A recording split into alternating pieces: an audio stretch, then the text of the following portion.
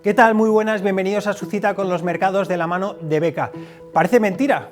¿Quién diría que Netflix tiene problemas? Después de ver que está subiendo un 14% en el año y que, según los analistas, está yendo mejor de lo esperado en cuanto a suscripciones. Parece que ese entusiasmo es el que ha hecho que Netflix se meta en estas grandes superproducciones, como la última, El problema de los tres cuerpos, una serie que les recomiendo y que está haciendo que los costes por capítulo sean superiores a 20 millones de dólares. Sí, 20 millones de dólares.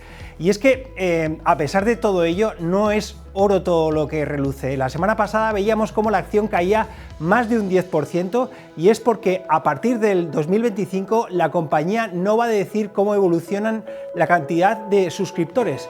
Esto puede ser más o menos debido a la competencia que existe dentro del sector y a las exigentes medidas que los analistas les están poniendo a este tipo de compañías.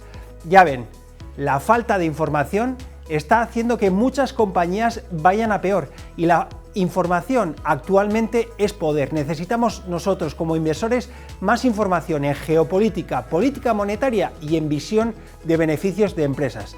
Tal y como amanecía y como empezaba la semana pasada, parecía que la geopolítica iba a ser la piedra angular de toda la semana pasada.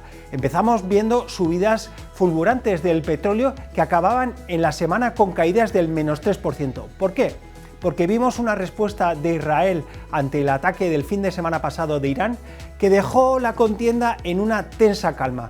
Por un lado vimos una frustración en el ataque de Irán y por el otro lado, por el lado de Israel, veíamos como un ataque de cara a la galería. Actualmente el frente geopolítico se ha tornado hacia el frente de Ucrania después de que este fin de semana el Congreso de los Estados Unidos aprobara un paquete de ayuda de 60 billones de dólares para apoyar a Ucrania. Deberá de ser refrendado por parte del Senado.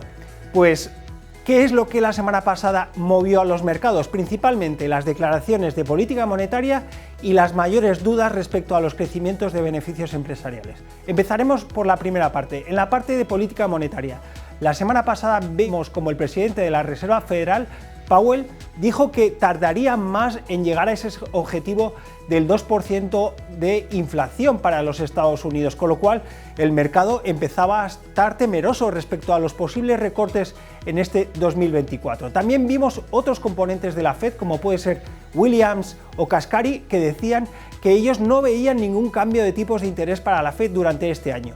Bostic fue el que dijo que quizá veríamos una bajada de tipos de interés en el 2024. Todo esto hacía que el tipo a 2 años norteamericano pasara de niveles del 4,90 a niveles del 5%. En Europa, ¿qué es lo que vimos? Pues que salió Lagarde. Lagarde dijo que la economía de la eurozona va evolucionando de manera mediocre y que el problema de la inflación aquí en la eurozona es totalmente distinto al que estamos viendo en Estados Unidos, con lo cual era menos agresiva, pero los tipos a corto en la eurozona sufrían de la misma manera que lo están haciendo en Estados Unidos. El otro gran componente durante la última sesión fue el dilucidar si Japón o no bajará tipos durante esta semana, el viernes. Nosotros esperamos que no lo haga. También vimos mucha volatilidad en los mercados de renta variable. El S&P caía más del 3%, esto quedaba muy atrás de las caídas del 5% en la semana del Nasdaq y muy lejos de caídas próximas al 9% por la parte de semiconductores.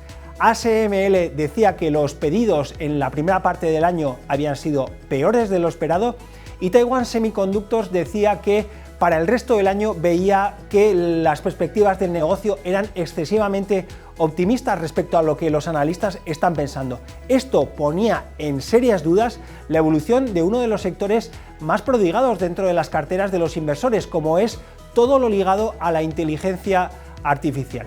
Durante esta próxima semana tendremos que estar muy atentos a lo que nosotros llamamos la Monster Week. ¿Por qué? Porque se concentra el 32% de las empresas en Estados Unidos sacando resultados durante esta semana. Habrá que ver si estas grandes tecnológicas, porque muchas de las 7 magníficas sacarán resultados, están a la altura de las previsiones. Se espera que crezcan un 38% frente al año pasado, frente al resto de compañías del índice que se espera que incluso puedan estar en territorio negativo en los próximos meses. De lo conocido durante la última semana hemos visto cómo 70 compañías del S&P 500 sacaban resultados y el 78% de estas compañías han sacado resultados por encima de lo esperado frente a una media histórica que está alrededor del 66%. Durante esta semana hemos visto recortes. ¿Y qué es lo que dicen los positivos? Pues que estamos viendo buenos resultados de algunas compañías como Louis Vuitton aquí en Europa, que hacen dilapidar el miedo respecto a la evolución del crecimiento en China, y también estamos viendo como aquellos que dicen que esta corrección del 5% en el Nasdaq es positiva para mantener la tendencia de largo plazo de los índices. Las correcciones son sanas. Pero, ¿alguien ha comprado en estos niveles renta variable? Diremos que los últimos flujos en fondos son negativos en las últimas semanas. Solo la tecnología está acaparando entradas de renta variable.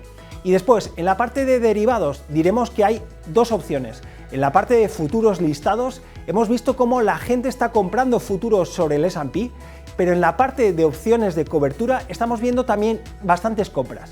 En cuanto a crecimiento, hemos visto un buen dato la semana pasada en cuanto al PIB del primer trimestre en China, lo que hace validar ese crecimiento esperado por parte del gobierno del 5%. Estamos viendo también dentro de los movimientos globales cómo el Fondo Monetario Internacional alzaba el crecimiento esperado para Estados Unidos, lo cual validaba el último buen dato de ventas minoristas en Estados Unidos y ponía el Fondo Monetario Internacional en el segundo peldaño a España como economía industrializada. También ponía un cierto interrogante, como es la evolución de los déficits públicos y los incrementos de la deuda. Durante esta próxima semana tendremos que estar atentos a muchos datos, a nivel de actividad y de precios, sobre todo al dato del PCE, ya saben, la medida preferida por parte de la Reserva Federal, que se espera que caiga desde niveles del 2,8% hasta niveles del 2,7%. Como antes decíamos, también deberemos de estar atentos a la publicación de la decisión de tipos de interés por parte del Banco de Japón. Y como antes les decíamos, tenemos que estar muy atentos a negociaciones en el plano geopolítico. Estamos viendo cómo en Turquía se están produciendo negociaciones que pueden dar cierta estabilidad o no al frente de Gaza, y deberemos de estar atentos, como antes decíamos, a todas las publicaciones de resultados durante esta próxima semana. Como siempre, les traemos algunas ideas para configurar sus carteras de manera diversificada. En la parte de renta variable directa es difícil estar actualmente en el sector de autos, pero Volvo nos ofrece un potencial de subida del 20%. Y en la parte de fondos de inversión, Jupiter European Equities, un fondo que tiene un sesgo value y un sesgo quality, y a nosotros personalmente nos encanta. Como siempre, les deseamos una gran semana de mercados. Les recomendamos que nos sigan en nuestras redes sociales, donde pueden encontrar este vídeo en formato podcast, y les recordamos que tienen una nueva cita con los mercados financieros aquí la próxima semana de la mano de Beca.